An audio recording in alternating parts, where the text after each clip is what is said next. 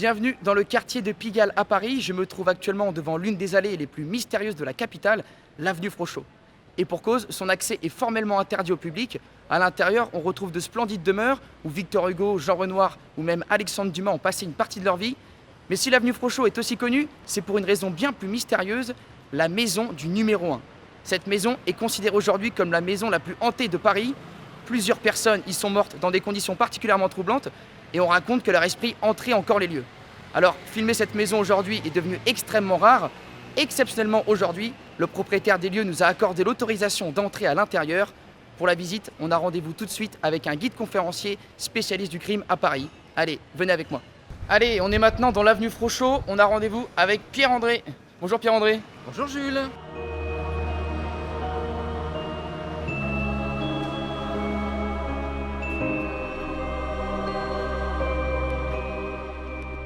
Nous sommes dans une extraordinaire maison. Une maison qui date de 1839, construite dans un style très particulier. Elle a été construite en néo-gothique, un imaginaire du Moyen-Âge propre à transporter l'invité dans un monde irréel.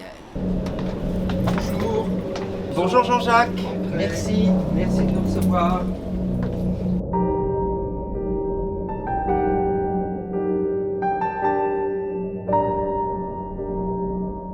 Des décors comme celui-ci, s'il y en a 2, 3 dans Paris, c'est le maximum et celui-ci est certainement le plus fantastique. C'est tellement unique que ça a été classé monument historique. Je suis très sensible à l'atmosphère des maisons. C'est vraiment quelque chose qui me touche. Et quand j'entre quelque part, je vois tout de suite ce qui a pu s'y passer. Et ce qui s'est passé dans cette maison a été particulièrement mouvementé, comme le décor.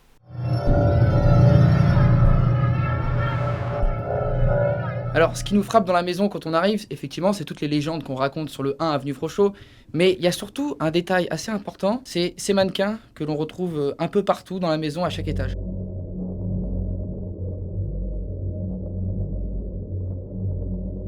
C'est vraiment pas rassurant. Eh bien, nous nous rendons dans la chambre dans laquelle il y a eu, non pas un mort, mais des morts. Ah bah allez, moi je vous suis. On y va.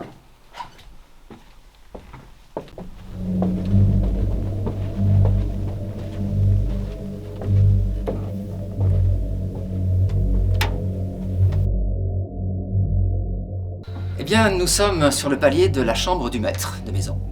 Et ce maître maison, eh bien, c'est un compositeur qui, au XIXe siècle, est très célèbre, qui s'appelle Victor Massé. Allez, je vous suis.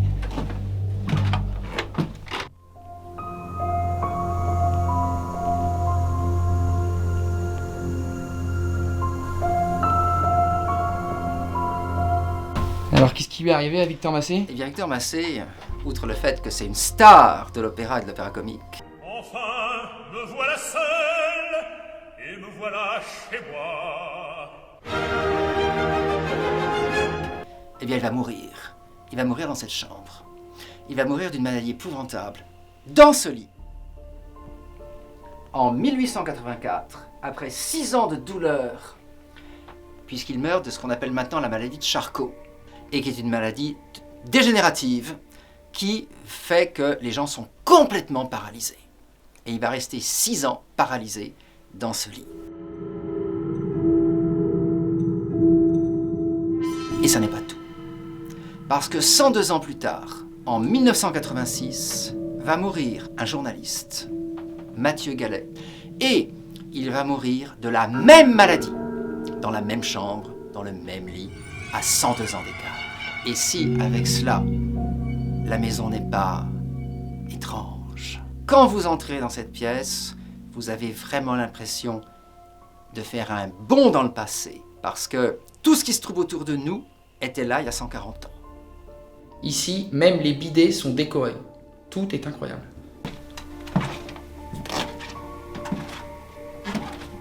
Bon, Pierre-André, sérieusement, vous y croyez, vous, un petit peu, ces histoires de fantômes dans la maison ou pas? Je crois aux histoires d'assassinat, plus qu'aux histoires de fantômes. Comme dans l'escalier.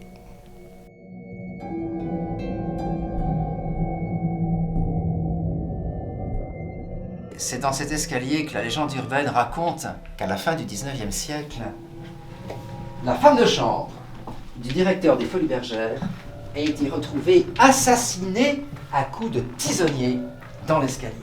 Et on n'a jamais trouvé la moindre trace, ni d'un coupable, ni d'une preuve. Sauf que la vérité est tout autre. En 1901, la maison est achetée par quelqu'un. En 1935, il meurt. Sa veuve continue à l'habiter. Elle n'a pas d'héritier, elle n'a pas d'enfant. Et c'est comme ça qu'elle va vendre la maison à sa femme de chambre. Et en 1975, la patronne meurt. Et 1 mois plus tard, on retrouve la femme de chambre assassinée dans l'escalier. Et là non plus, on n'a jamais su, malgré les enquêtes, ni comment, ni pourquoi.